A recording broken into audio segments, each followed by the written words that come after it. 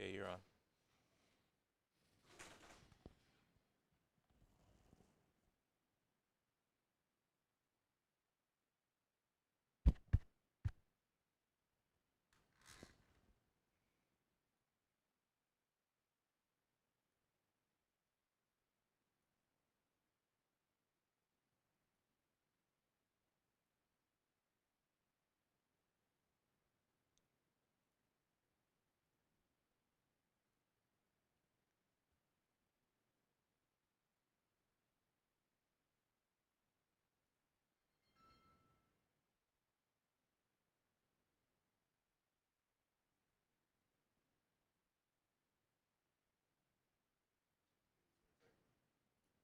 Hmm?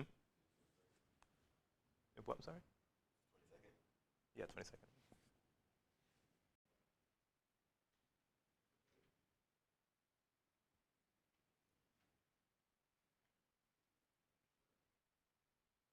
Yeah, today's the 22nd.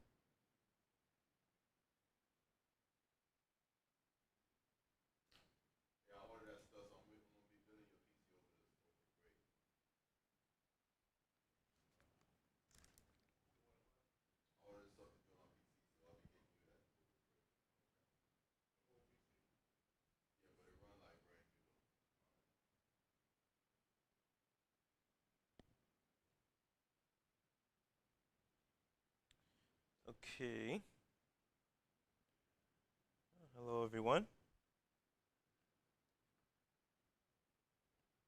We're getting started now. Today's class is an open discussion.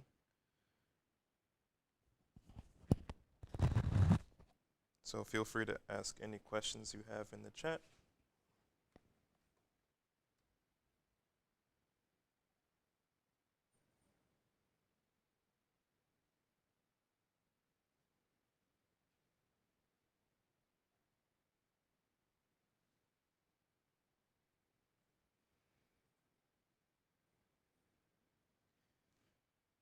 Okay, I have a question here, and I apologize if I mispronounce some of the stuff. Um, could you explain what is Sadashiva and how the Saivitis consider this the highest form of God Shiva?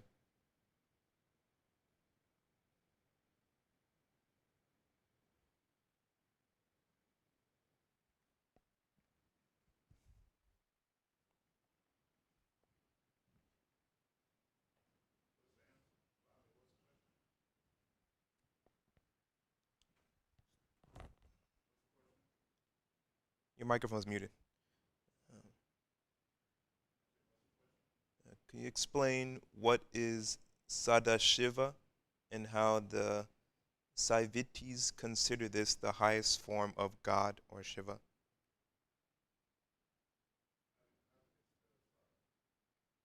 Sadaa.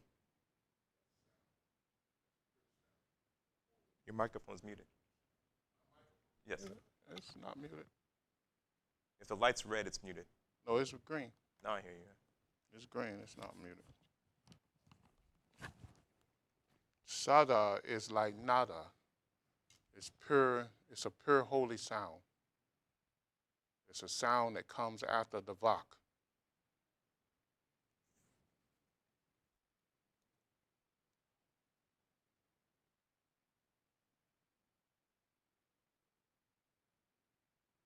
So what do they want to know? Shiva means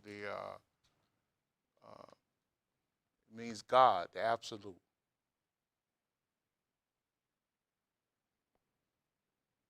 It is the supreme God. And Sada is the sound that comes from the supreme God. The initial part of that sound is vak, which is the initial act, and then it turns to sada or nada. And sada or nada is the perpetuated sound that goes out through the universe, and it's a creative wave that everything folds under, or it becomes the background signature of all life, of all creation.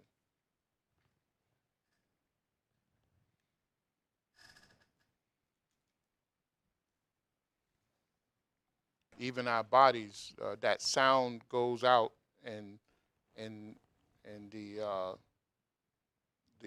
galactic lords repeats the sound and become a part of the sound of that sound. And then the suns, the solar logos, the suns, they repeat the sound. And then the energy that comes from the sun uh, uh, repeats the sound, which is the solar lords on the sun. And then our spirit, the divine spark of God, which creates the soul begins to repeat the sound, and the soul collects the energy from the sun, and the soul links in to the array, or what they call the electronic magnetic spectrum, which is nothing but the frequencies of the chakras that permeate through the universe. And when the soul builds the auric body, that which is the supreme body for the soul, it links into this electronic magnetic spectrum.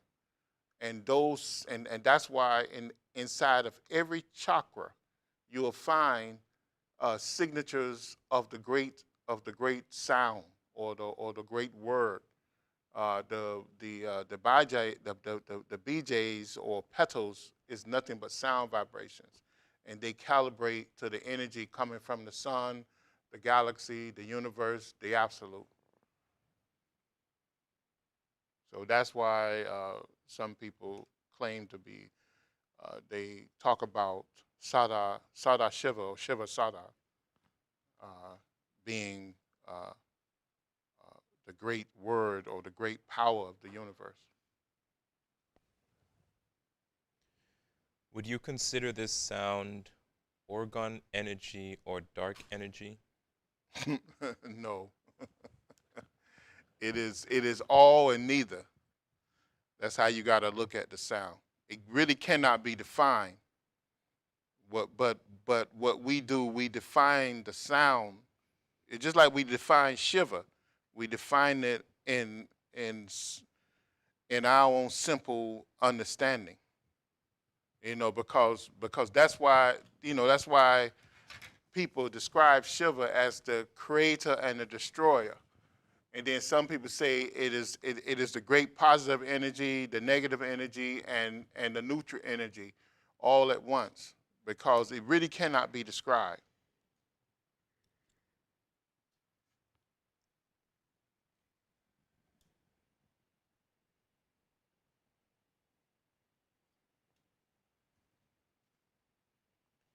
So Sadha Shiva is like Mahadeva.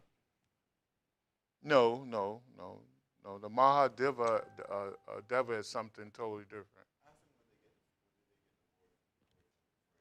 You probably got it from Serpent Power. Yeah, I said I enjoy the serpent power in all of Arthur Avalon's books. Serpent Power goes into that. Not too many other books go into that. Except some of Sivananda books go into it, and the complete set of Vivekananda book goes into a little bit, and then also the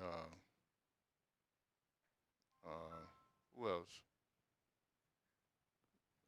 Paramahansa Yogananda. He has a book on Bhagavad Gita that mentioned it a little bit.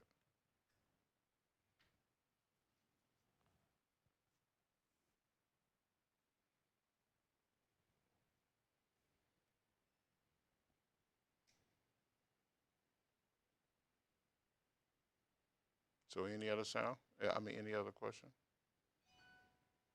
Uh, so how he has unlimited faces, unlimited hands.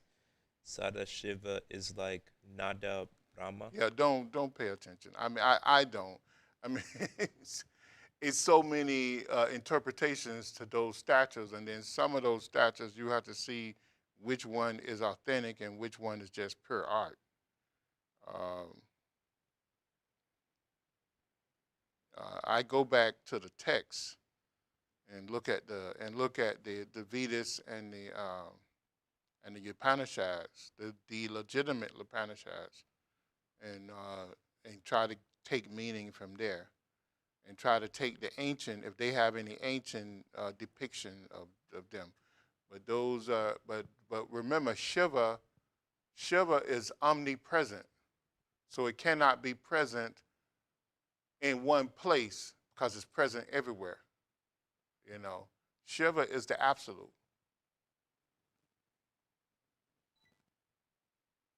You know, and then yeah, Shiva is the absolute, so it cannot be present in one place because it's present everywhere.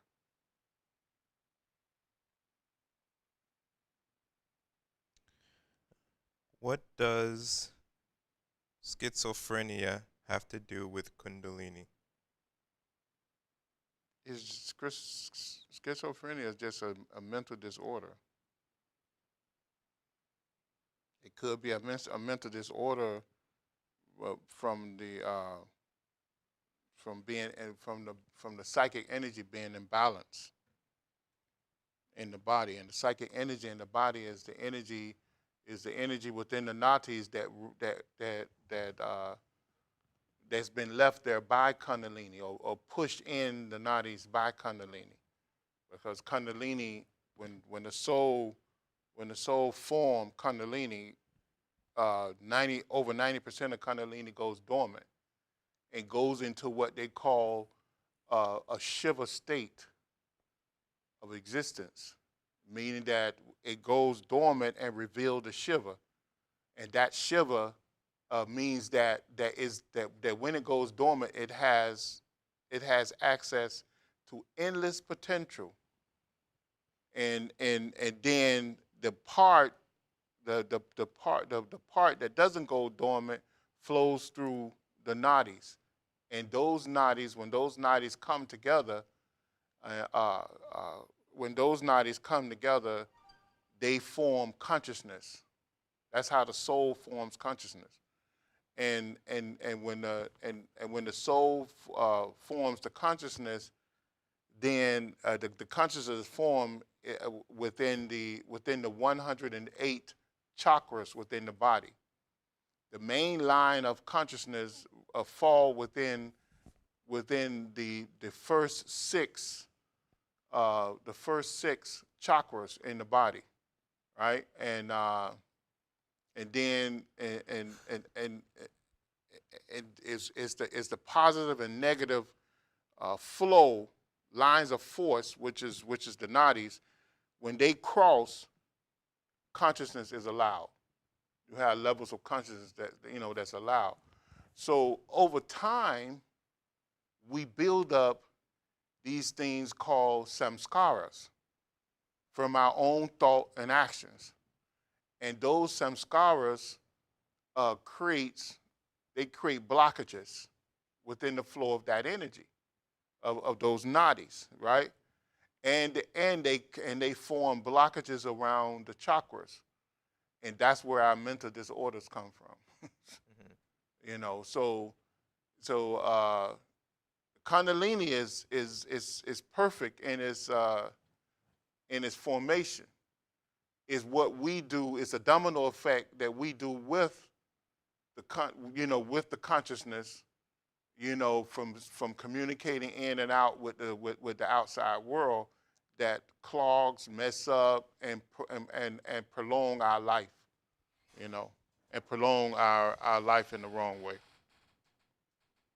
What determines the routes that the nadis travel in?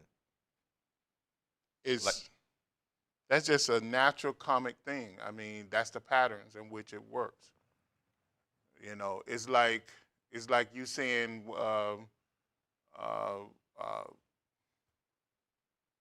why positive and negative energy uh, produce electricity.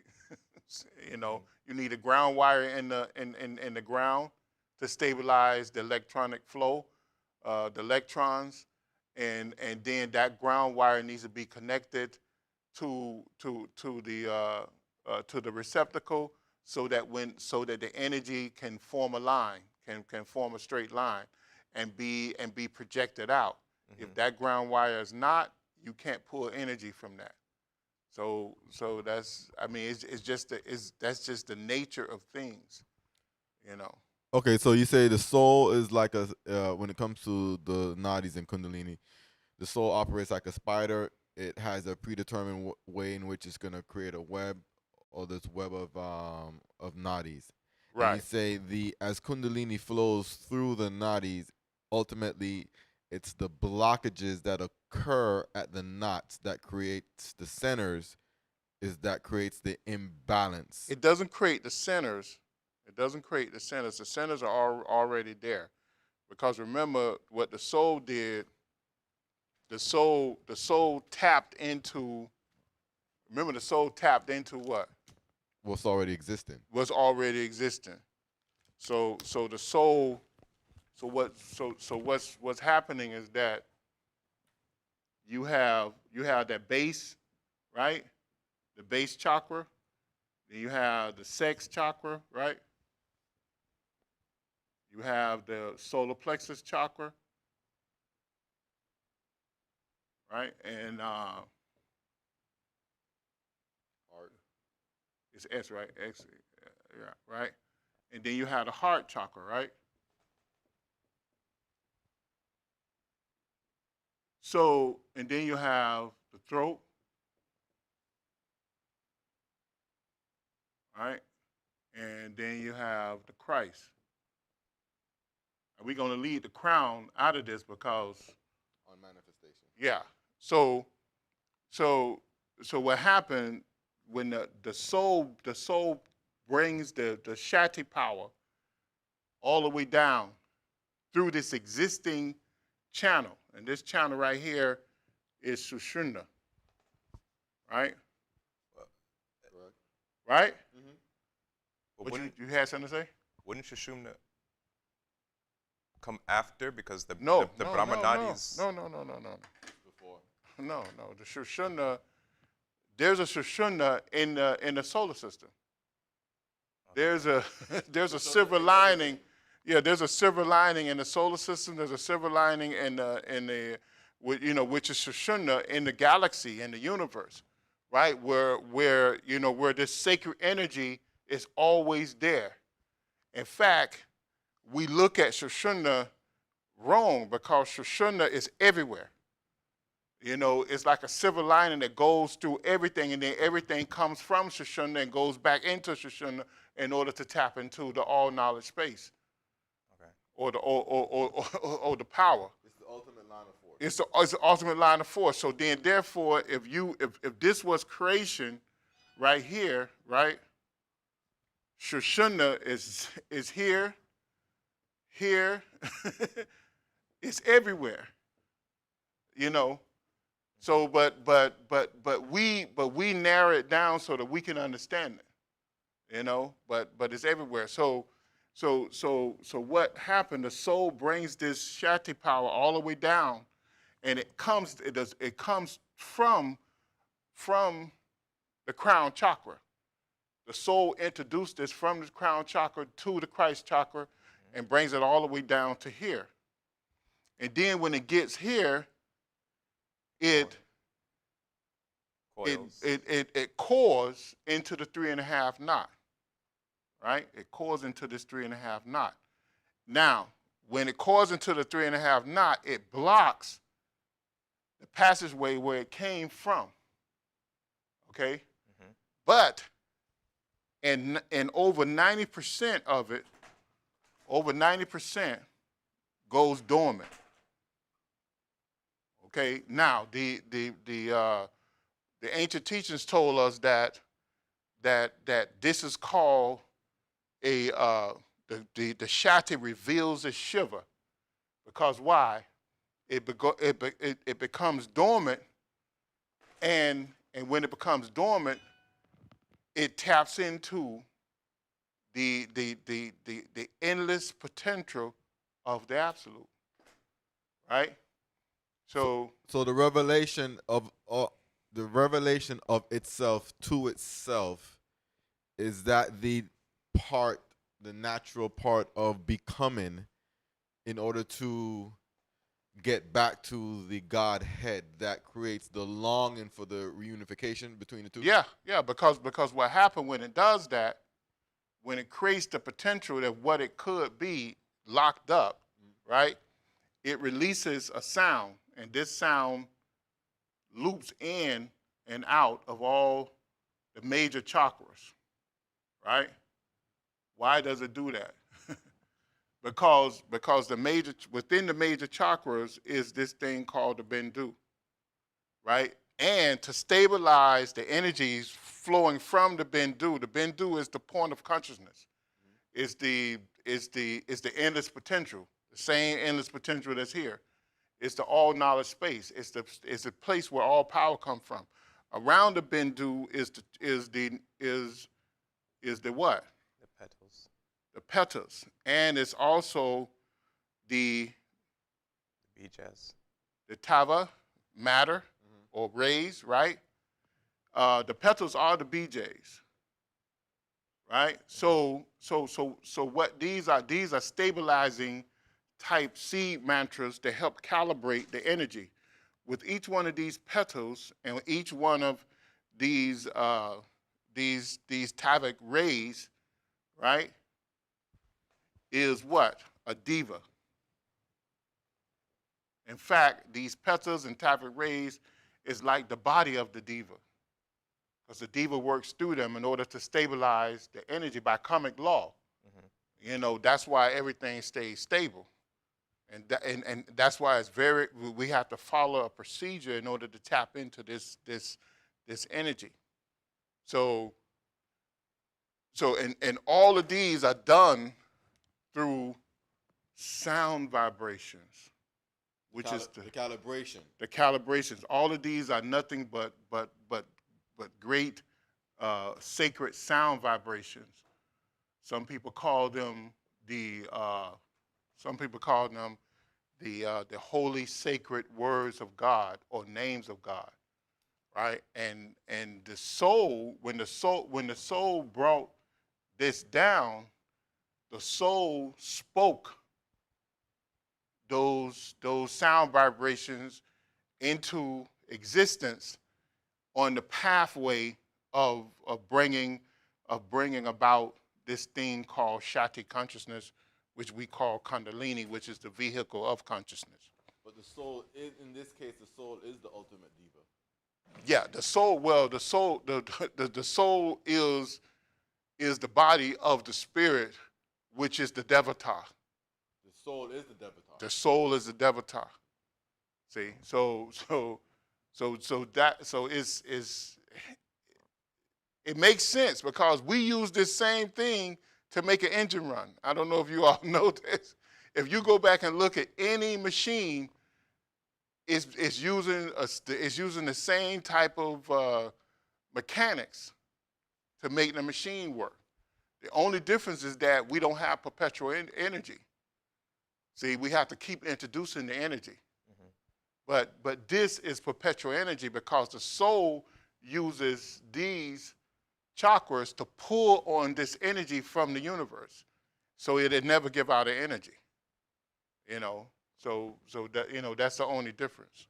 And that singing, that repetition of the AUM, the sound vibration, is its longing to be reunited with itself.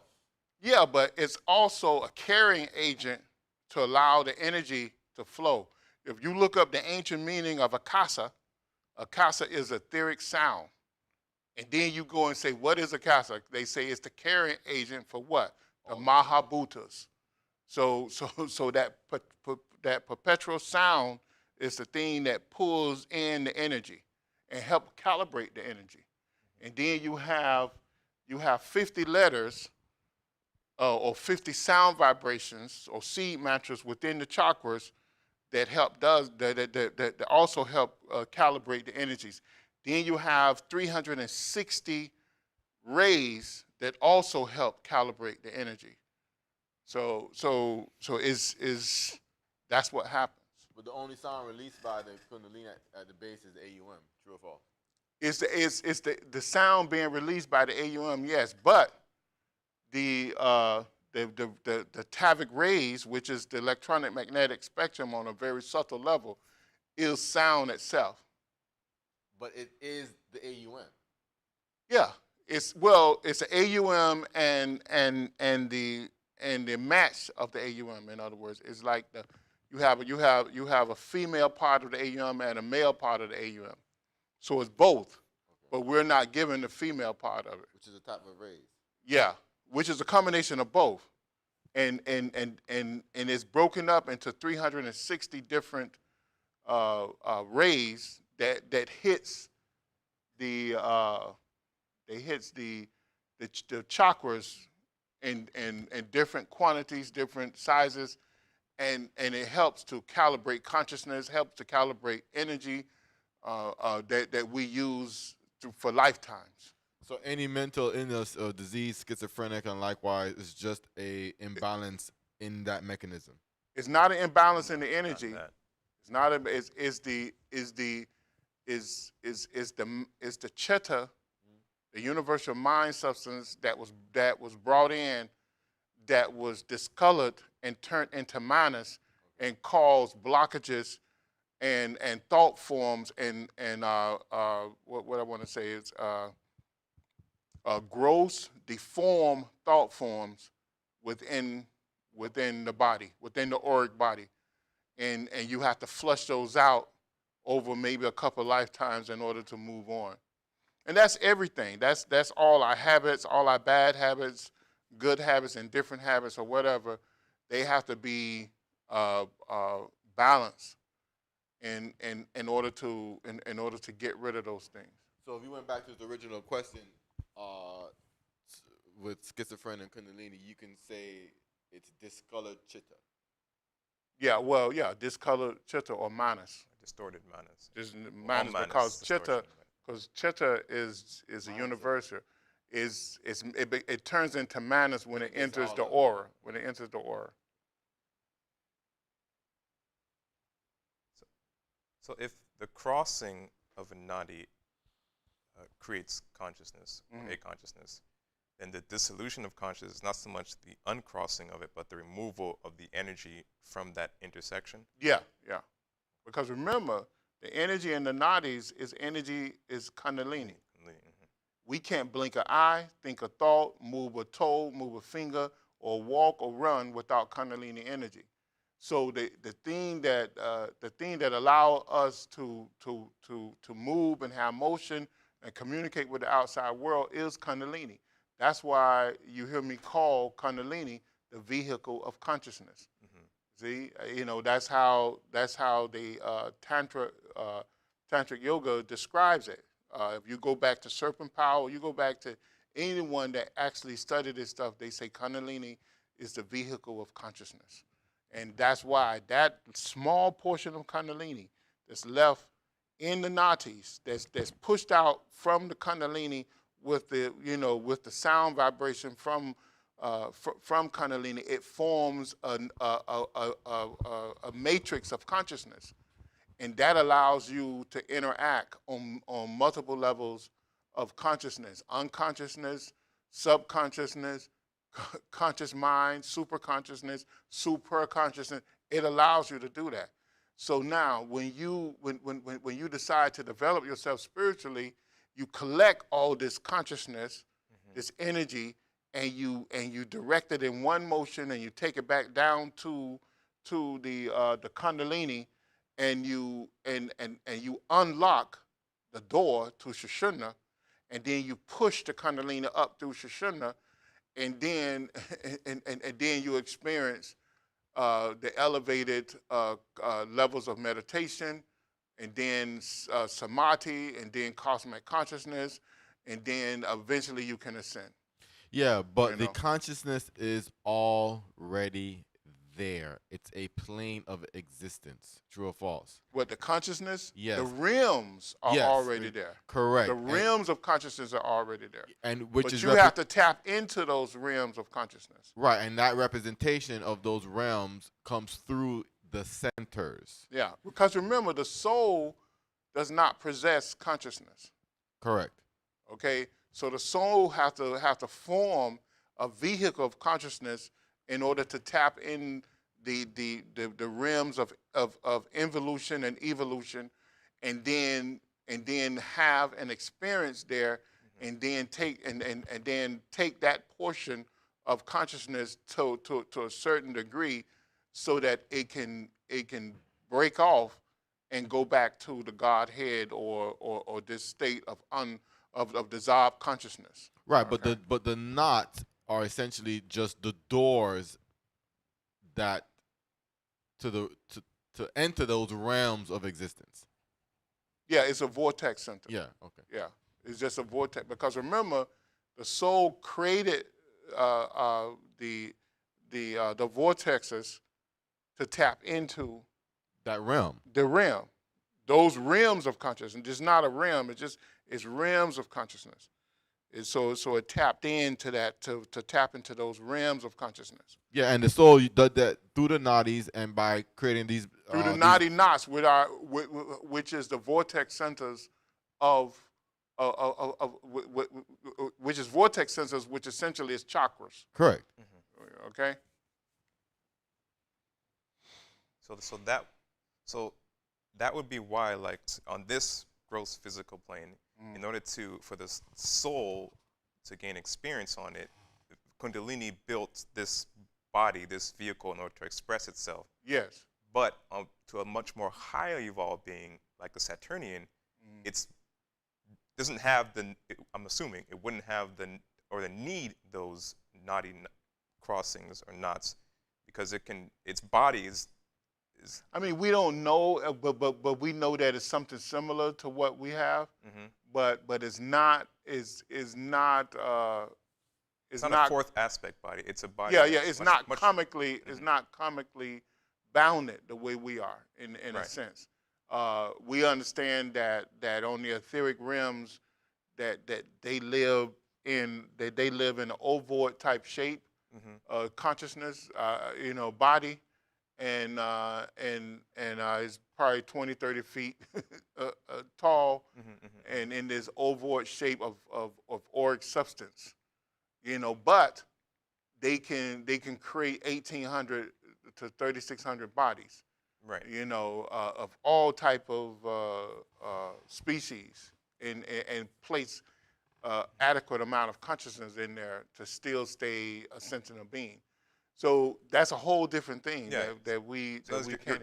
Your knotted configuration is dependent upon your level of conscious evolution. So because or once evolution, spiritual evolution. because once we move to the heart center, to the throat center, and then move on to the Christ center, you don't need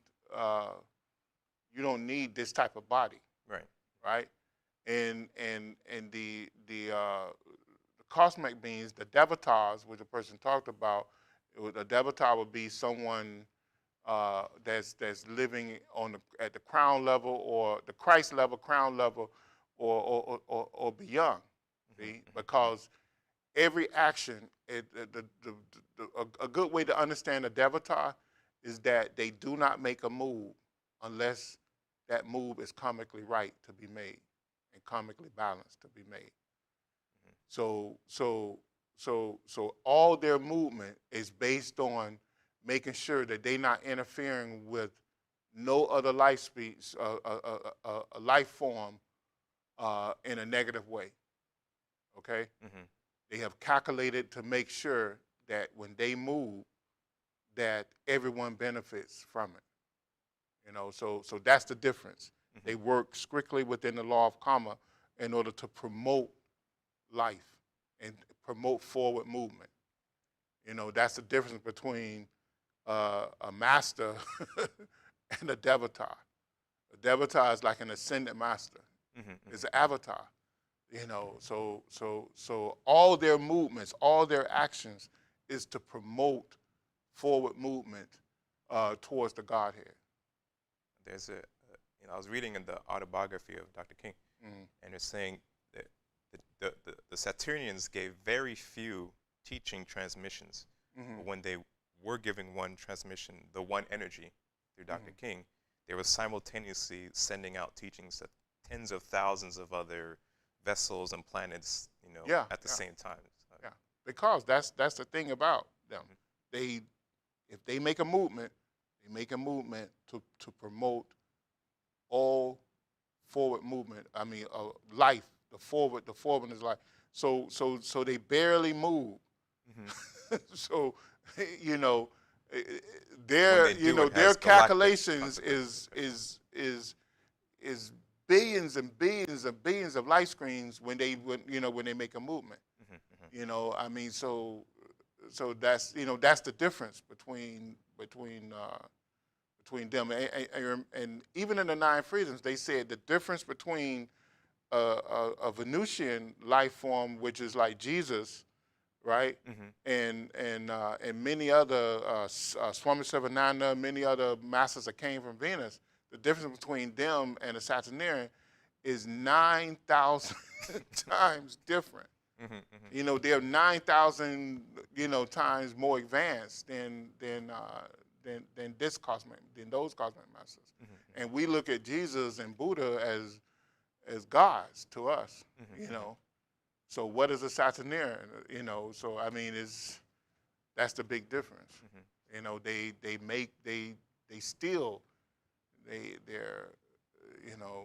Lord Babaji is on the level of a Saturnarian, so and probably beyond, but he have known to have been here for 3,000 million years, and they say mostly he doesn't move that much. He's in one place, you know.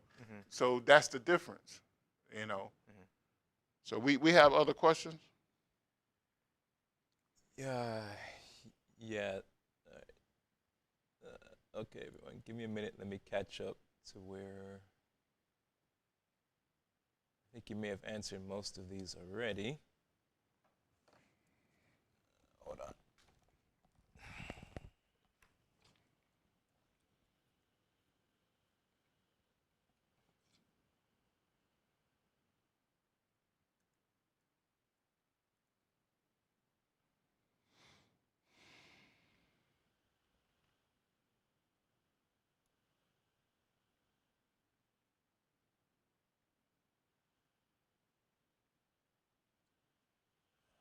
Okay, a lot of these are comments, but let me start.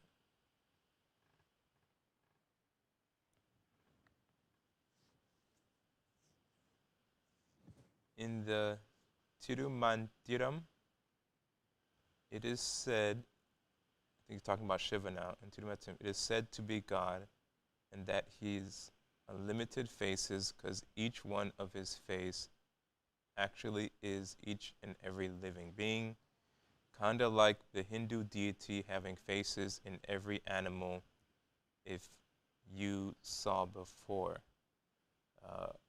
Mahadeva Mahadeva as an absolute. This is not the same as Sadashiva. That's a question. No, the Mahadevata is a great cosmic being. It's like a Bodhisattva, like Vishnu, Krishna. Um, uh, so it's not the same. Vishnu was a solar lord, uh, which was actually higher than Krishna, although Krishna could operate as a solar lord too. So, but it's really complicated to explain. But in other words, Vishnu supposed to represent, but it's highly misrepresented in some of the commentaries of the Hindu writings, because Vishnu was a great solar lord, and but in some of the stories of Hinduism, they have Vishnu coming back. They even say that Sri Krishna was in the line of Vishnu, and it could be, could not be, because the great we're told that the great Saturnians, which Sri Krishna was, he came from the highly spiritualized etheric realms of Saturn. They sometime go to the sun for a galactic meditation and stay there for 100,000 years of Earth time that we're told. So at that point, they may operate on a small level of the solar the solar lords, but that's the difference. And like I said, these are godlike beings that their movement is very scarce because as they describe them, the closer you get to God or the Godhead, you are the creator and the destroyer. And just the same way they can heal 1 million people, they can destroy 1 million people too. So that's why their movement is very scarce, because they try to work. They not try. They do. They work strictly within the law of karma to balance karma on the scale of moving all life forward.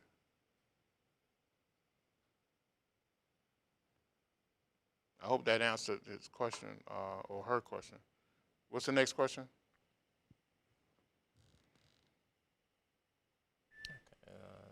So through sexual stasis causes blockage in the energy.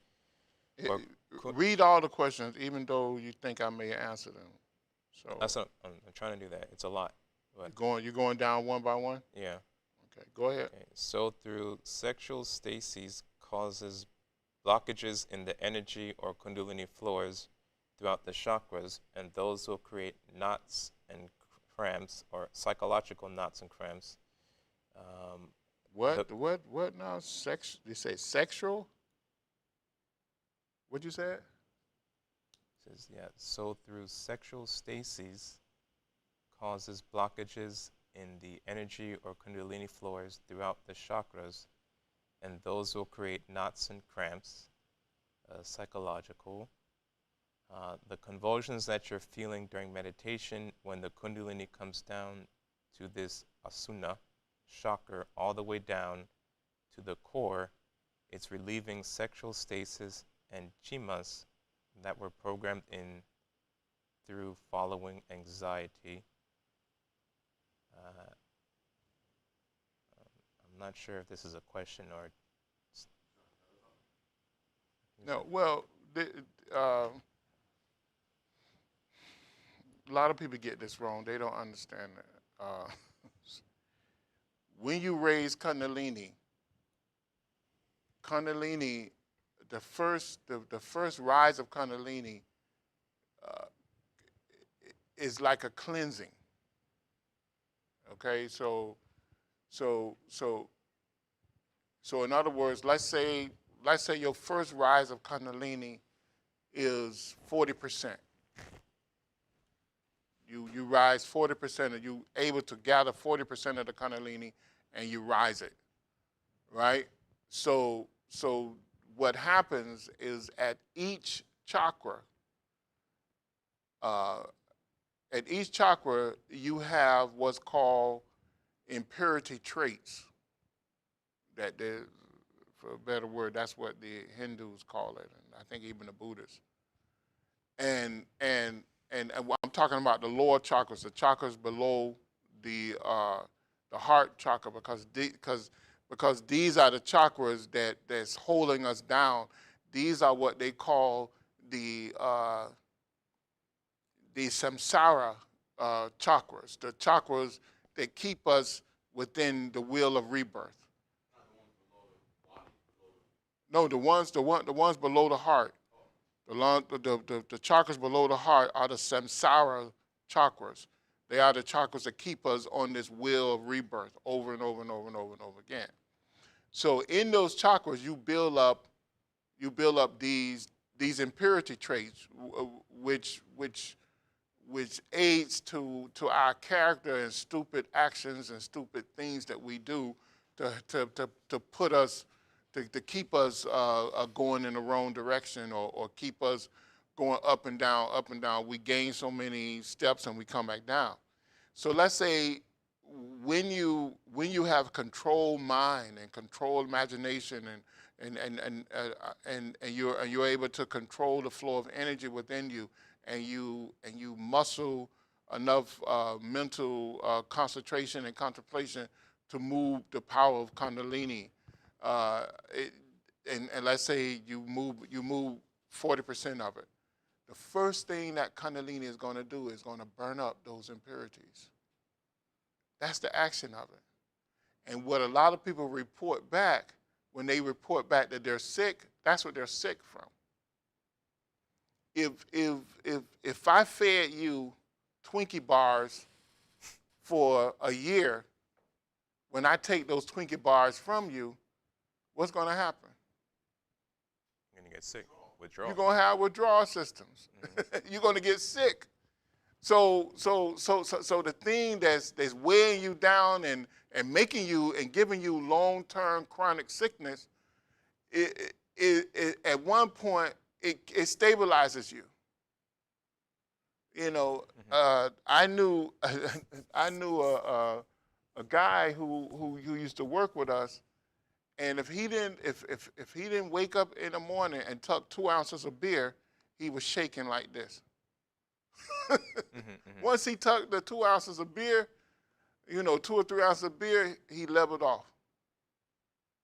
So this is what's happening when you long term, because the life screen have been wrapped up in all this negative consciousness and negative traits of thought and actions for lifetimes. When they pull the Kundalini up, which is pure Shakti consciousness, which burns up these impurities to make room for what?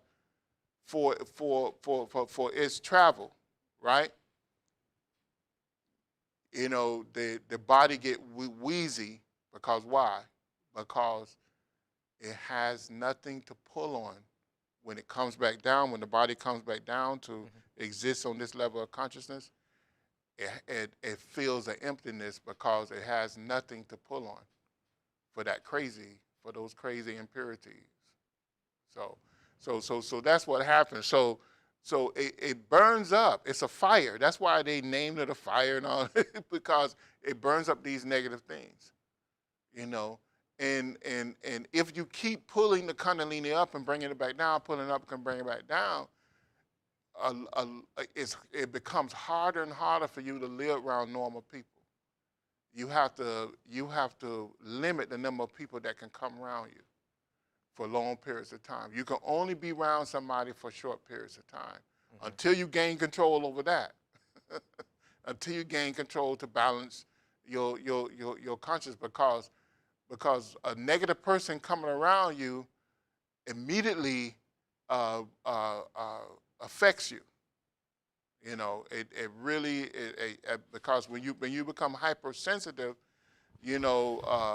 especially somebody who's been in a battle in a war, immediately they come by you, you begin to have pictures of all the deaths that they cause, and or some sexual deviant person who just engage in all type of sex. It affects you. So because you become hypersensitive, because before you raise the Kundalini and before you burnt up all these negative samskaras that block you from being able to move to higher levels of consciousness, those negative things act as a blockage for the higher senses and allow you to communicate with the outside world. Normally like them, because why? Because essentially you had a body like them. So that's the difference. So are you saying that just the way it's by design, the heart center really cannot store negative samskaras? The what? The heart center can't really store them, can it? No, not really. Is all is according to the ancient diagrams and teachings, is very little negative. It is some, but it's very little in there, in the heart chakra, right? Because the heart chakra is, remember, the heart chakra is the level of consciousness that brings meaning and substance to all subtle matter. So I don't know if you can understand that.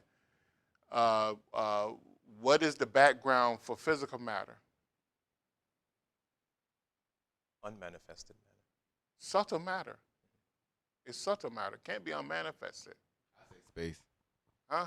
No, but it's subtle matter. What's in space? Space is not empty. No, space is not empty. Yeah, space is what?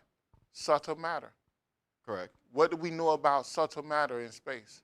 It follows a what? It follows a law. It follows a law and a pattern.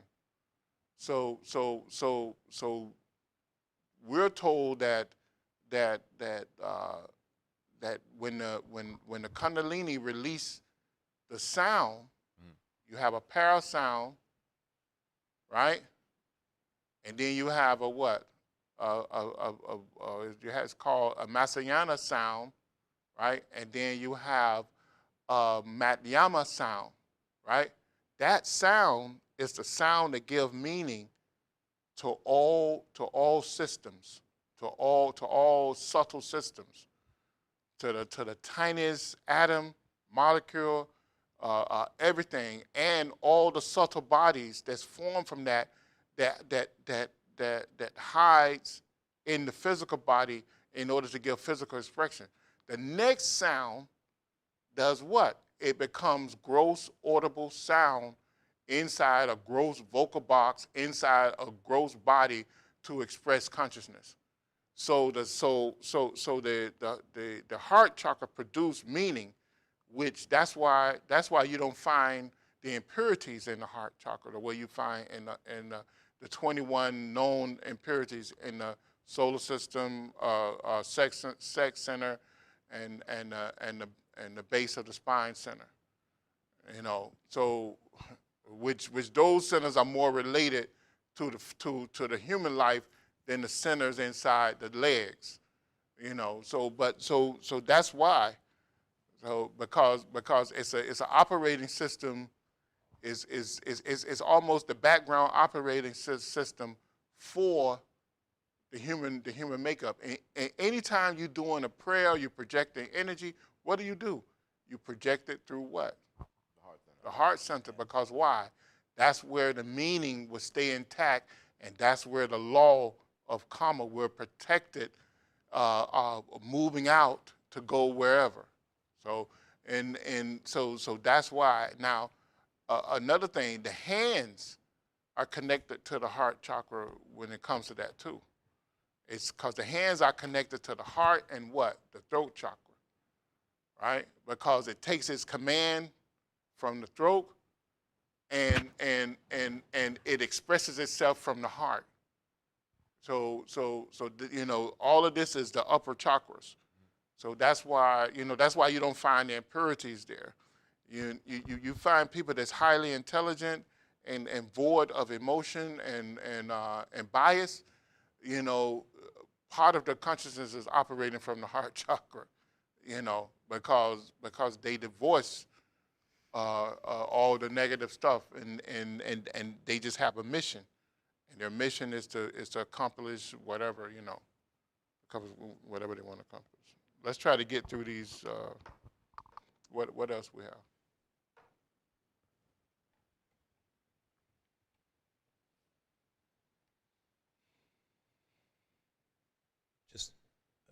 Just read them out, or Yeah, go ahead. okay. Let's see. Are we losing people? Cause No, there's still more questions coming. Well, they're mostly comments. More stuff coming in. At this point, we must give up trying to completely understand an orgonia and the following anxiety and be content with understanding the connection between the block of orgon, otic pulsation, and the loss of orgon sensation and equilibrium. The relation of energy and an argonian to the force of gravity is clear, and the argonaut estate of the lambs are heavy, and movement can be accomplished with only great effort in the state of high. In this state, where the Kundalini flows down through the chakra sun, the other hand, one feels like floating. Let us take such figures of speech literally and seriously, and an Argonian less biological one.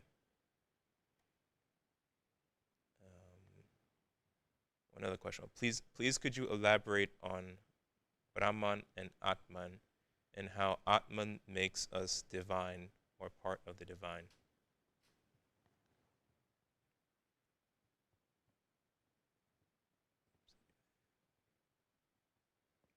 Go ahead. Keep going. So that it's two different people, so I'm separating their Okay. things. And then Argonian less biological energy is free and active. The inert mass of the organism becomes greater and less heavier in relation to the active energy that has to move the body in high energy out. And the energy through the chakras, the Kundalini, for small, more bioenergy is free and active in the mass of the organism. Active in the mass. The organism becomes lighter in relation to it. What we're dealing with is its genuine alterable relationship between mass and energy in the biosystem. It is not possible to go any further at the present time without invoking the metaphysical construct that's supposed to be thanks, feels, acts, and reacts in the background of living functions.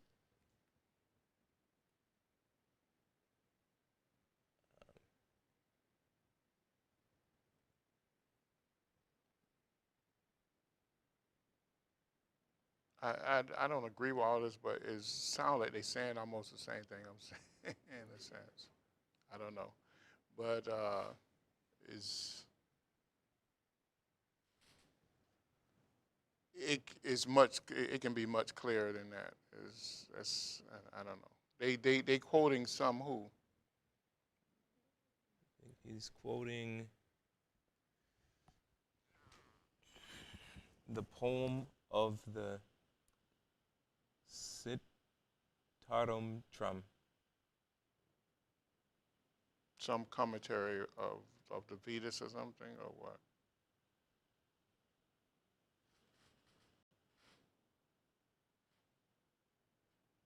What's the other? Okay,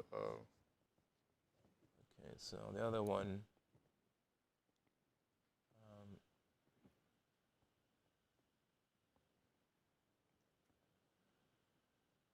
Okay, could you please elaborate on Brahman and Atman and how Atman makes us divine?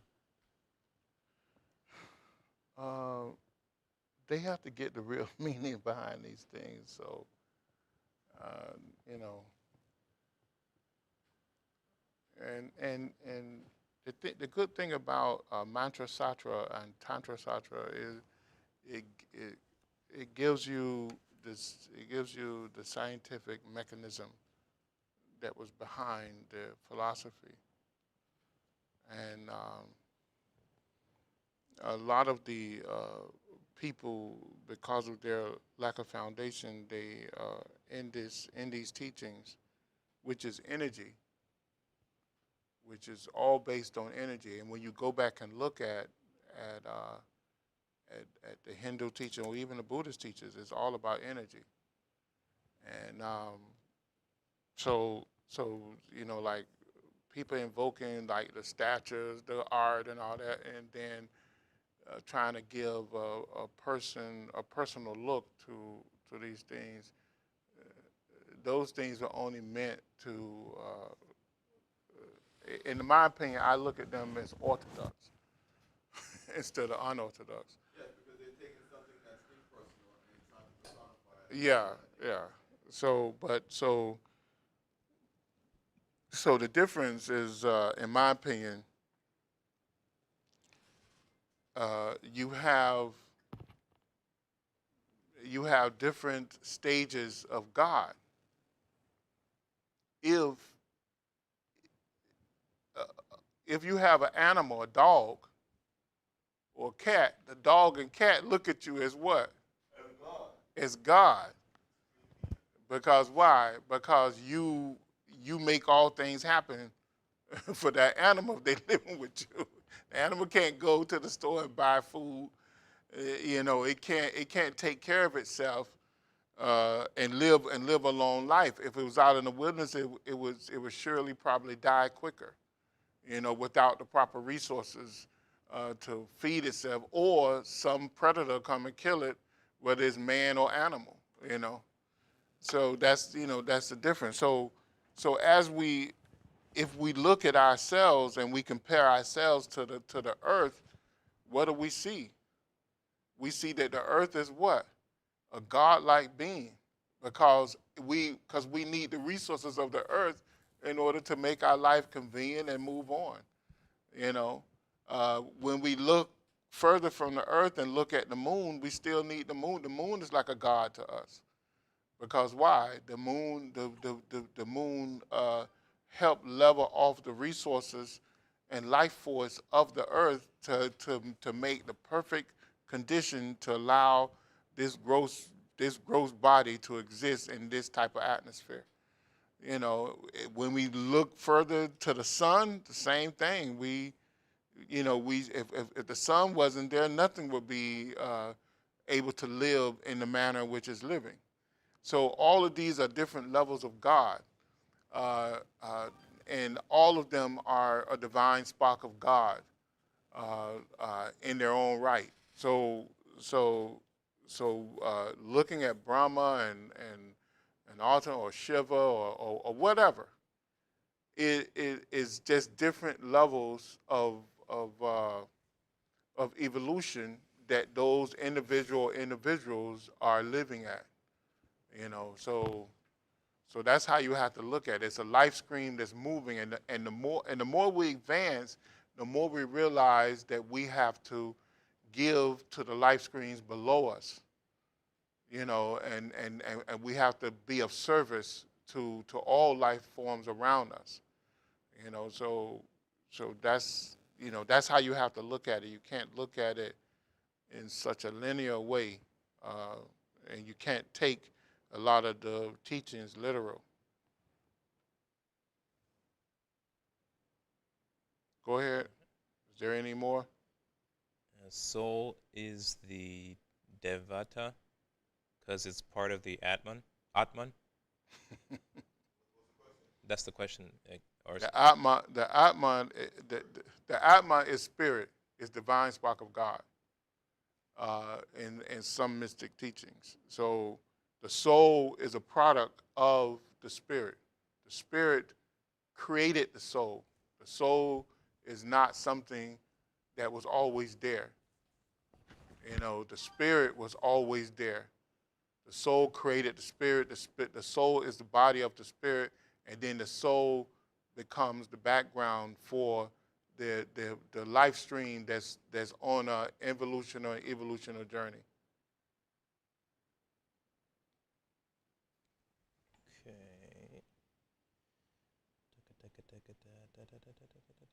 Is pushing Kundalini up the same as having developed the siddhis? Yes. As you pull Kundalini up and open the chakras, activate the chakras and open those chakras, the cities, you are given the cities, you are given the powers. You for that conscious level. You can, whatever powers that operate at that level, you can do it.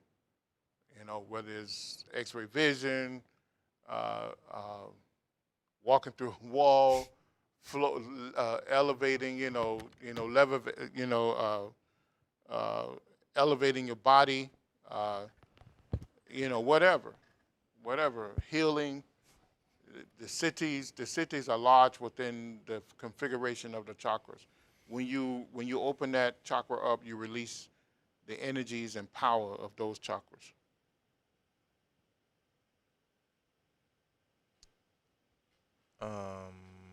Okay. Jesus was said to be an avatar also. That is Brahman come in flesh. Is that correct? Yeah, you could say that. Jesus was a great avatar. He was a great avatar to this earth.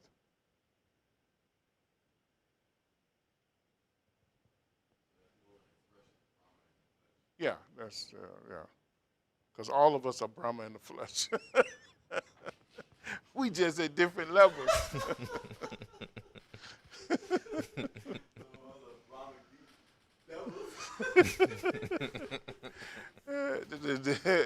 The creator and the creator and destroyer. So all of us are Brahma in the flesh. All of us have a divine spark of God within us. I have a question about that diagram. Okay, so Which diagram? all right, so I have a question about what you have on the board. Mm-hmm. Okay, so in your psychic development, a lot of it comes down to concentration, contemplation, mantra, and breathing. I mean, I don't think there can't be nothing else other than that, right? And meditation, yeah. Right. So obviously, the mantra that you're given and how you pronounce it, how many times you say it, makes a difference. The breathing techniques that you use, the rhythm of each breathing technique makes a difference. So then, don't at one point that all of that becomes. There has to be a point in which all of that becomes a pure psychic process, where at some point you can, you chant the mantra 50 million times, but at some point to really do that consciously requires, isn't it more you psychically reciting that mantra and going through that motion? Well, the thing is that I don't want to give a number to it, but just hypothetically, let's say you chant the mantra 50,000 times.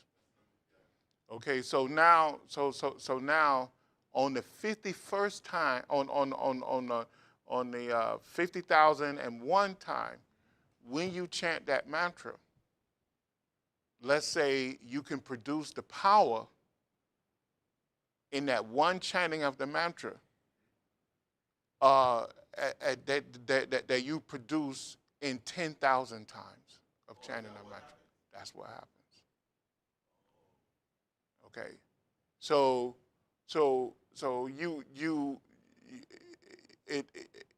it's the power is rolled up in you, and you can invoke that power quicker. It's just like my prayer room. I chanted the mantra so many times in that prayer room that one day my wife went in there and she started chanting the mantra, and she was doing the whole marathon for the Theater Society 12 Blessings, where everybody say, I'm going to do it at this time. So it's done all over the world, 24 hours. So she went in there and she went chanting the mantra, and all of a sudden the walls start chanting the mantras back to her in my voice. So it scared her, Yes. So the whole thing about it is that's the mantra. It created an environment to what? That area created an environment to promote my development, or my or anybody who come in there who would train under me or follow me, it helped them too. Yeah. So that's that's the whole difference. So that's why they tell you to chant the mantra over and over and over and over. Let's say if you doing let's say if you doing deep breathing, pranayama. Oh, this not even work no more. Where's the one that works? Yep, red light.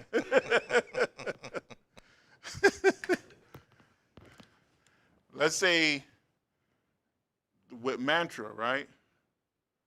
So you'll understand. And this is just hypothetical. You do mantra, you just do it 50,000 times. Or you, what, well, let's say what Sivananda say. Let's do it 5 million times. So, yeah. So when you do it 5 million, and this only happens because it's different for everyone, right? You do it 5 million and one, right? You have a greater power. So now you can invoke 25% of this with one chanting. And that's the difference. Because your body have calibrated itself to pull on the energy. And it's the same thing with pranayama. When you do pranayama over and over and over again, right? Let's say if you do pranayama 8 hours a day, right? Or let's say, because most people are not going to do it 8 hours a day. Let's say somebody do pranayama for 5 hours a day, right? That's realistic, right? You do pranayama 2.5 hours in the morning, 2.5 hours in the afternoon, right? Or you do it for a solid 5 hours in the morning.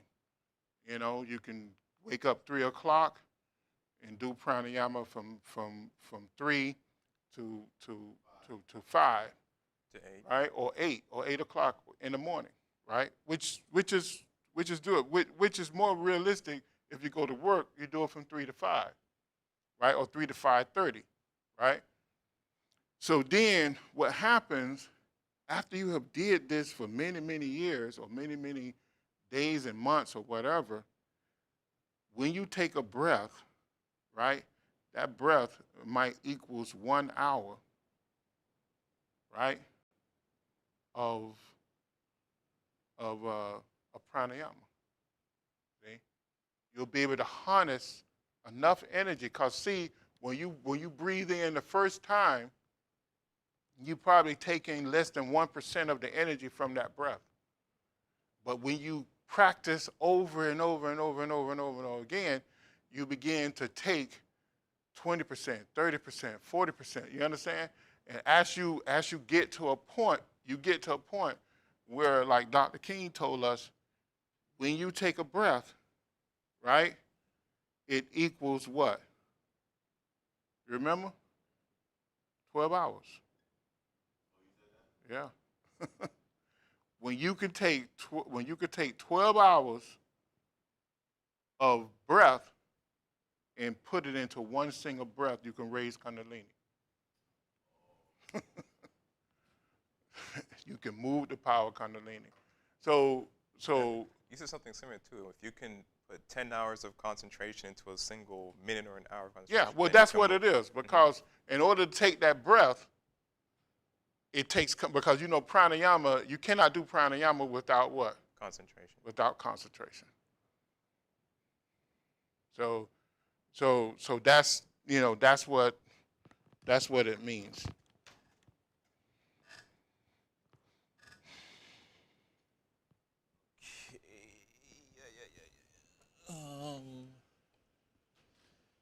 Okay, so there's more questions on Atman and Brahma. What is Atman? What is Brahman? And how does Atman make all beings? Ask them, did I answer their question on that? Because they get it into symbology and artwork and all this stuff. You know, and you have to go back to the original stuff.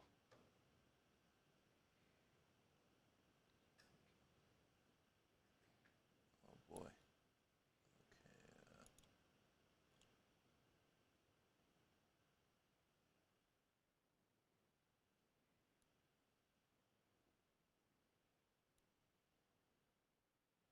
Lyle, I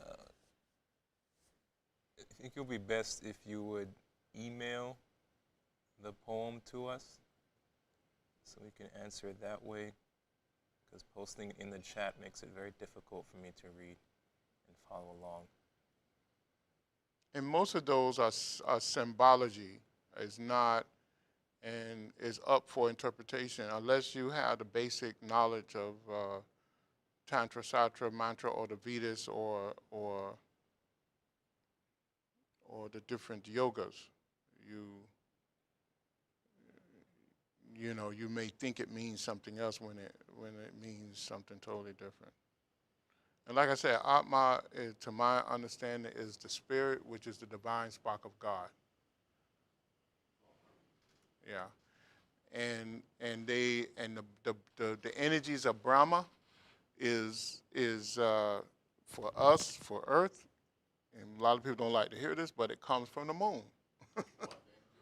The energies of Brahma, it comes from the moon, and it's it creates the mental worlds around the Earth, and and the souls of man live in the mental worlds. So the soul manipulate this Brahma energy, and so then the soul can be classified as Brahma because it manipulates the Brahma energies in order to move a part of itself through involution and evolution in order to gain experience.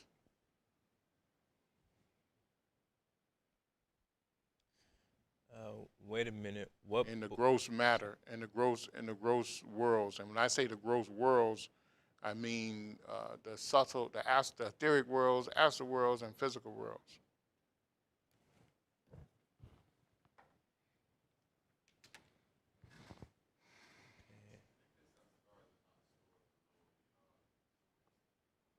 They are too. Yeah, yeah. They fall below the waist too. what books are you referring? Mhm.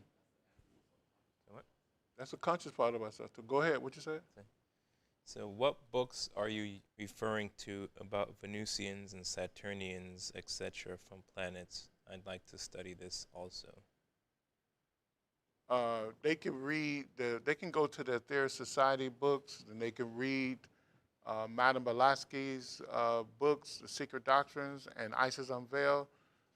They can read some of the ancient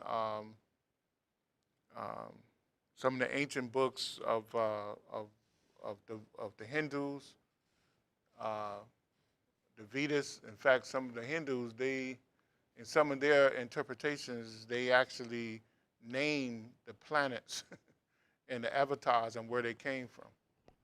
So that's common knowledge. You just have to become a student of this. The Etheric Society, Cosmic Voice, and the Nine Freedoms make it very clear about this. So it is said that Sri Krishna came from Venus. I mean from Saturn. Jesus came from Venus. I think Sankachara came from Venus. Buddha came. The Lord Buddha came from Venus. It clearly tells us that Senat Kumara was a great master of masters, the keeper of the flame of Venus, came from Venus and took up residence here on Earth. And when he came, a slew of cosmic masters came along with the spiritual hierarchy of Earth and built the city of Shambhala for him. And he came in his full aspect. And then he built or created 6 different aspects of themselves in order to be located throughout the city of Shambhala and the world. So, I mean, all of this is ancient knowledge. There's nothing hidden. You can go back to the ancient teachings and look at it. Well, you needed someone of his caliber in order to hold up, uh, in order to help balance the negative karma of the world and usher man into the reincarnation cycle of this earth uh, uh, to help him because the earth went through a metamorphosis just to accommodate the Meldic man and created the lower realms, the realms below the chakra system. I mean the heart chakra. It was Meldic man and Meldic environment animals as well. Yeah, yeah.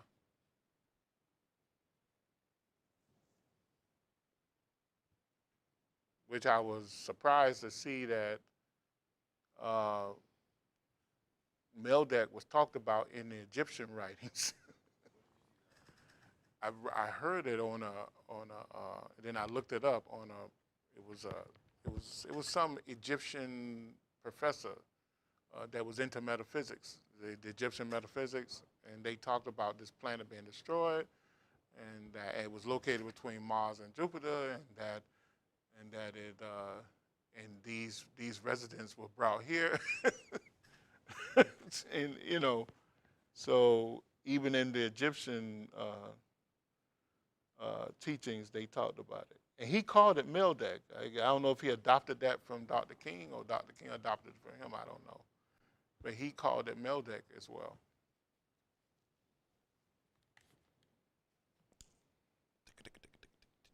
And he talked about a younger planet that came into the solar system that kind of took the place of Meldic. And he said that it was in the same orbit. No, it's not the same. They said we can't see it because it's in the same counterclock orbit with Earth, and as the sun moved, you know, it yeah, yeah. So he was saying that he was saying that scientists have located with some of the satellites. They just don't talk about it, or they don't include it as part of being part of our solar system orbit. That's the same thing Dr. George King said. ISKCON says that Krishna is the supreme Godhead. Does that mean that Krishna is the same as Sabdashiva? No, no. Who asking that? No.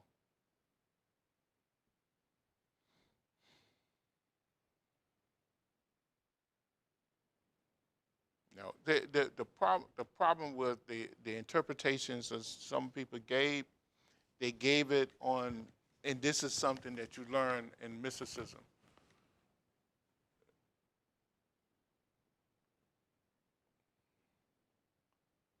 Cosmic includes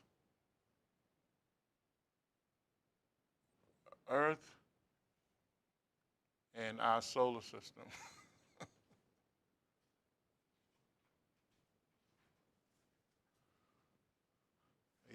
And everything between there.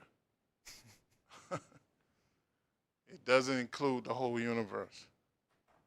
It does not. It does not,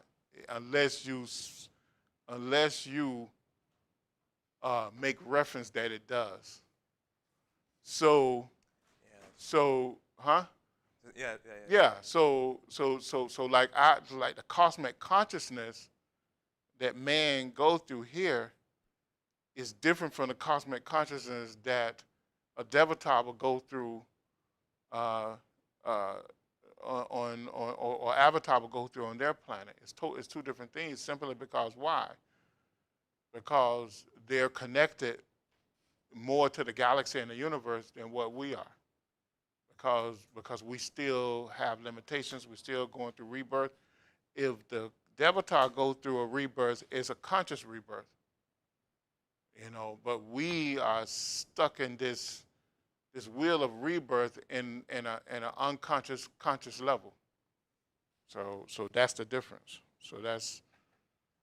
So of course, Sri Krishna is like is living on a Shiva state of existence compared to us.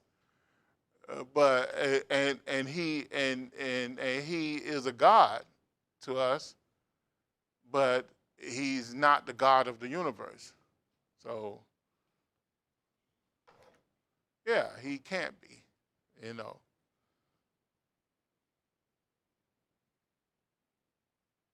So I mean, you get these poems and these things, and and these aphorisms, and it's not. You can't take them literal. You have to look at this on a whole different level.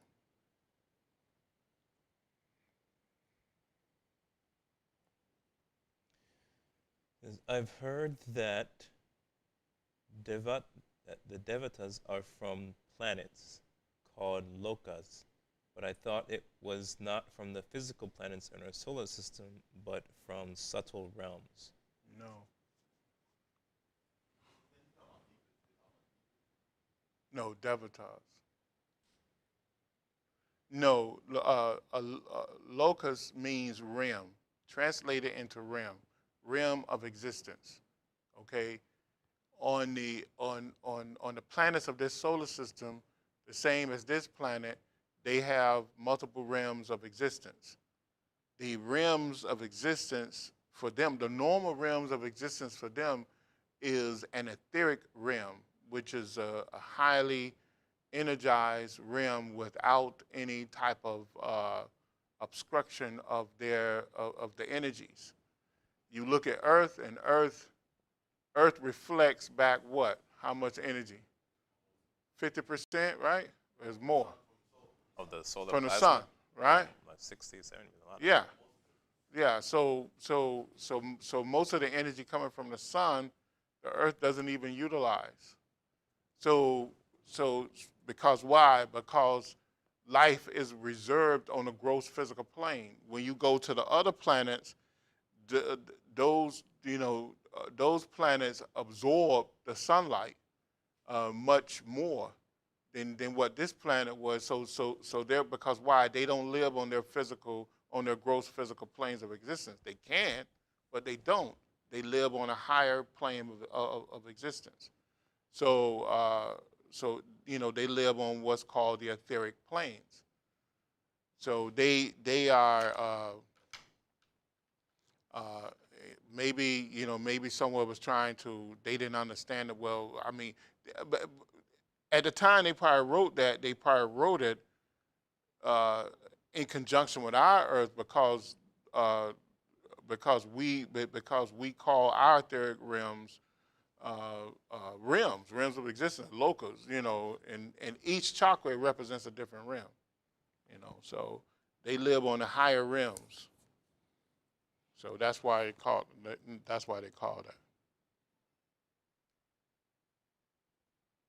I have a question. Mm-hmm. So here on Earth, there are certain locations and times of the year where the realms come closer together, Mm-hmm. and it's easier to see or interact with those other realms. If we were to inhabit Mars, for example, and run into one of those locations where the realms are closer together, would we interact with the life forms on those higher realms? Well, first of all, we don't even know if that happened on Mars.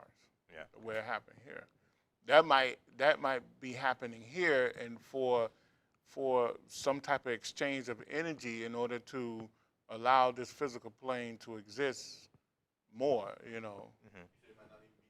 It might not be necessary on Mars.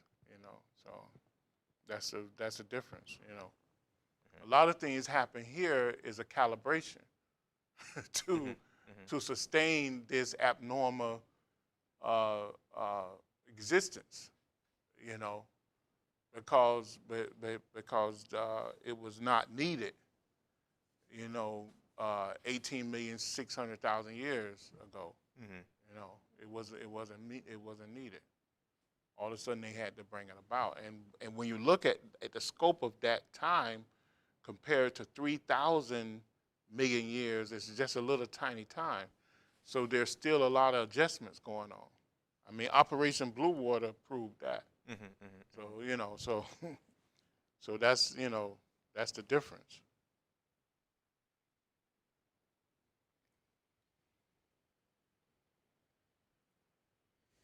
Yeah, Lyle, for the questions in regarding to interpretations of poems and things like that, you can send that to our email address. Give us a fuller description and cross-reference, and I'll answer it.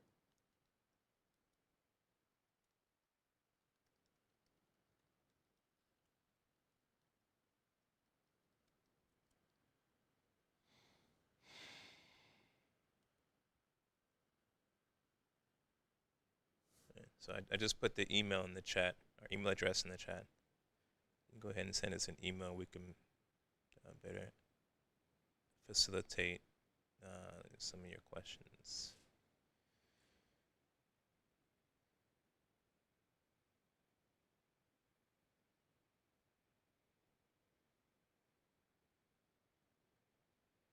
Let's see. The moon helps move the substances back and forth.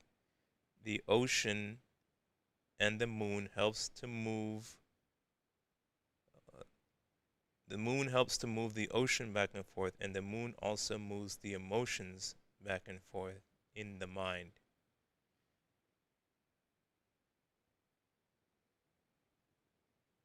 I think it's a. Who is that? Lyle. This is real simple. I don't know why people can't get it. What keeps us conscious? What are the two main things to keep us conscious? Breath and breath, right? Oh, this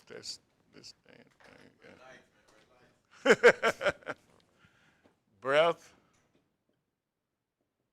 and water. And the third is food. What does the ocean control? I mean, what does the moon control?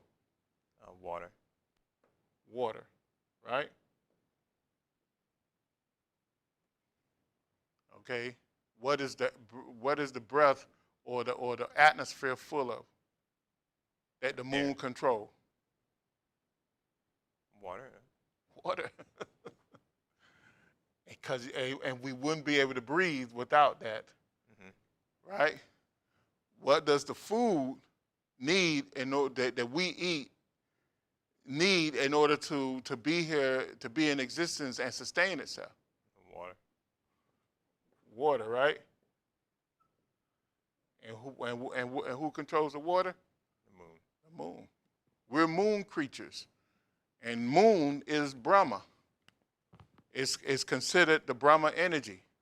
So it's just so simple. And if someone deny you water for 3 to 4 days, you don't get not one drop of water from anywhere, then you soon lose consciousness. You soon lose consciousness. Because why? Because your body becomes dehydrated. Your body is 70%, maybe 80% water. Your body becomes dehydrated, and you exit this realm of existence into another realm of existence. So that's why we talk about the moon. When we just talk about the moon's energy, we talk about Brahma.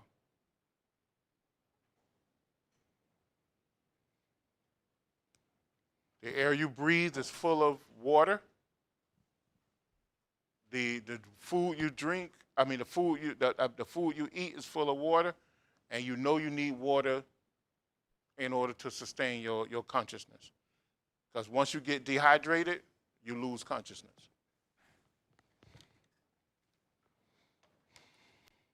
And the moon controls the water level on this earth. So the moon controls the mental realms of this earth.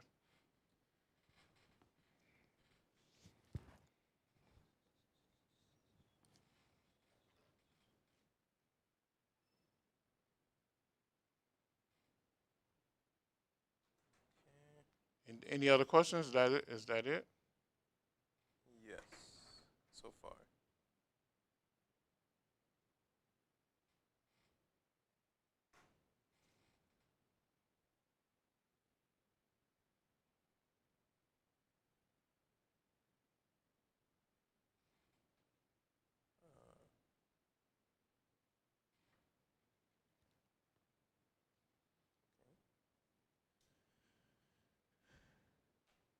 Uh, what is your question on fasting?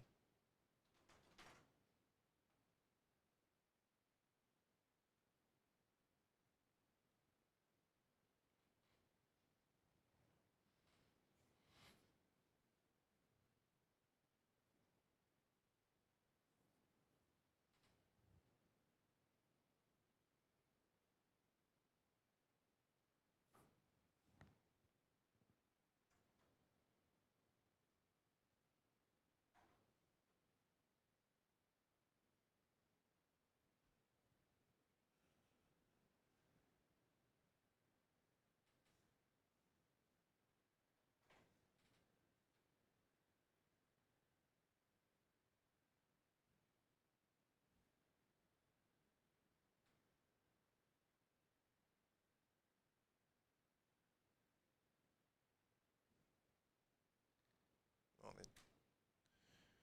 someone just said fasting. I don't know if they're asking in general about it or if they have specific questions about it.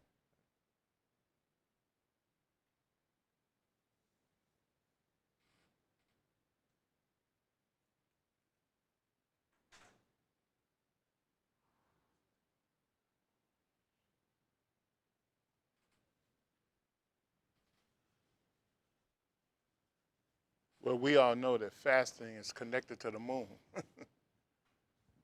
you know, so yeah, so that's you fast on the new moon and you feast on the full moon.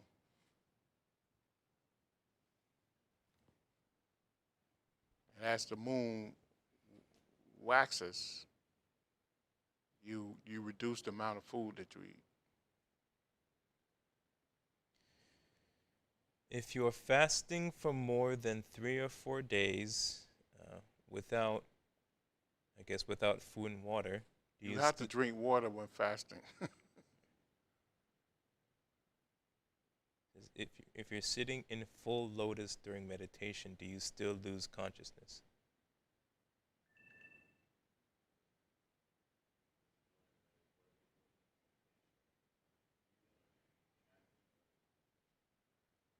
What he said now? If you are fasting for more than 3 or 4 days without, do you still lose consciousness if you're sitting in full lotus during meditation? It depends on the level of meditation you can gain. That's if you gain a full true meditation where you raise the power of Kundalini fully and you dissolve your consciousness, then you put your body in a death-like state, and it doesn't need water, it doesn't need food, it doesn't even need to breathe. So that's a difference. But when you fast on a normally you drink water. You drink plenty of water during fasting.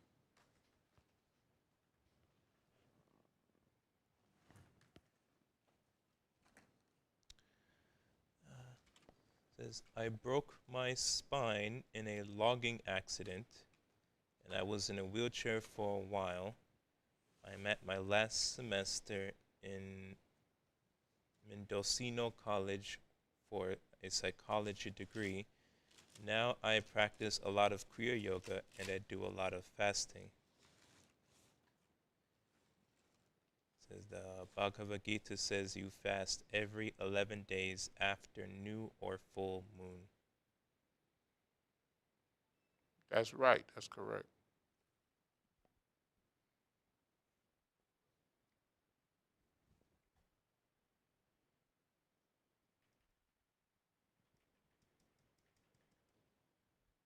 Are there any final questions before we close out?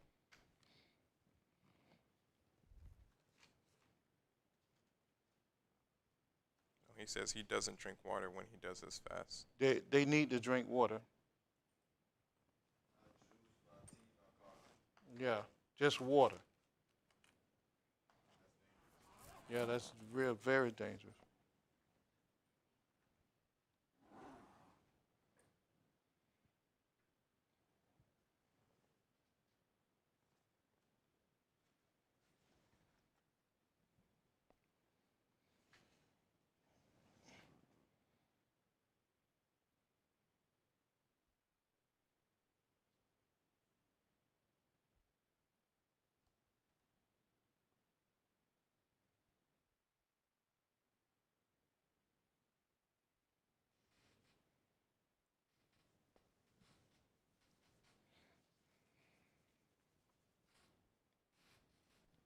That's it. I think so.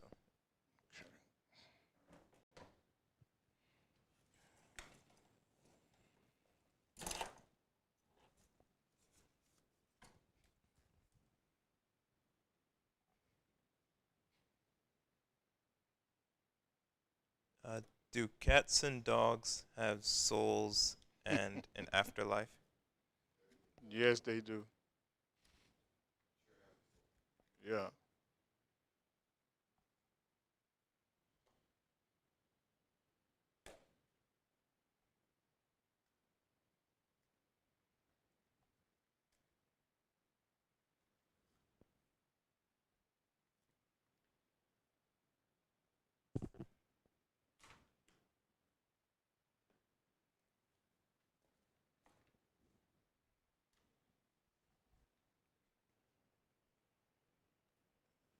Okay.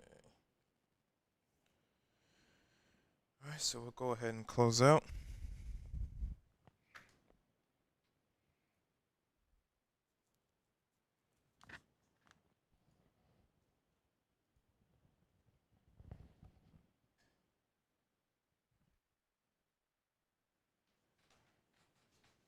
At the end of each class, we recite a prayer.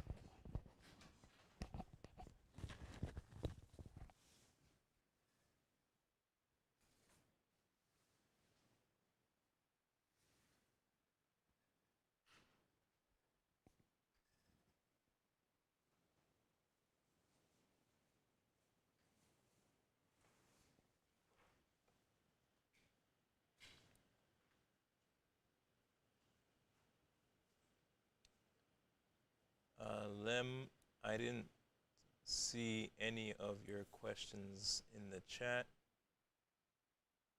so I'm not sure why they're not getting through. If you want, you can email it to us, or you can hold them till next week. We'll have one more class for the year.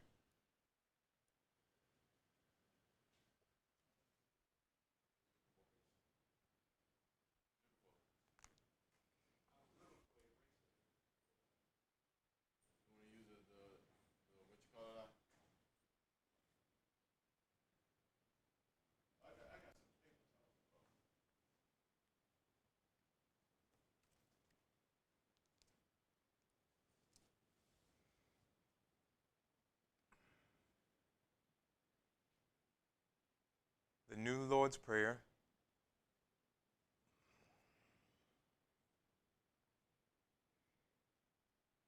O divine and wondrous Spirit, O everlasting Lord of hosts, send forth now through me thy great and lasting power, allow me, Almighty God, the lasting privilege of radiating to all the world thy great love, so that those who suffer may be given the power and energy to rise above their weaknesses. Almighty God, in great humility do I ask you to send forth your power to give to me this great lasting privilege of being a channel, so that my suffering brothers may be helped and guided and healed and lifted into thy light, so that they who know not may look up, and in doing so receive to their higher selves your divine counsel. Almighty God, this day have you granted me a divine privilege. I ask you now to give to me the strength, so that never again will I turn from my inner vision of you.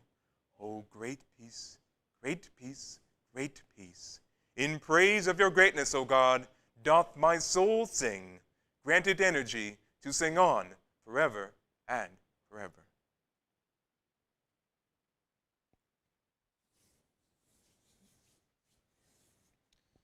Thank you for watching, and we'll see you next time.